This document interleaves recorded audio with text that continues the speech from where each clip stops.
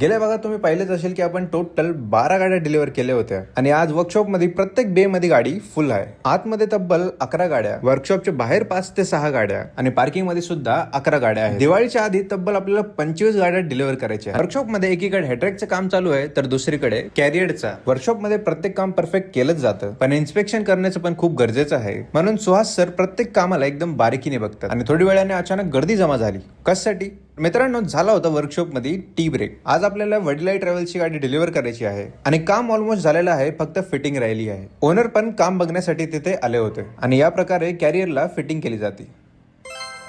आणि मित्रांनो, त्यासोबतच आपल्या वर्कशॉपचं एक्सपेन्शन पण चालू आहे. या एरियामध्ये आपण आपल्या वर्कर्सच्या टीमसाठी एक जागा बांधतोय, ज्याने की त्यांची राहायची आणि खायची सोय होईल. कंपनीची जी इको गाडी होती त्याच्यात आम्ही फॉग लॅम्प्स पण इन्स्टॉल केले आणि याचप्रमाणे आजचं आपलं पूर्ण काम डन झालं आहे. आणि तुम्हाला पण जर सुजाता कोच मध्ये गाडी बनवायची असेल तर स्क्रीनवर दिलेल्या नंबरवर नक्कीच कॉन्टॅक्ट करा.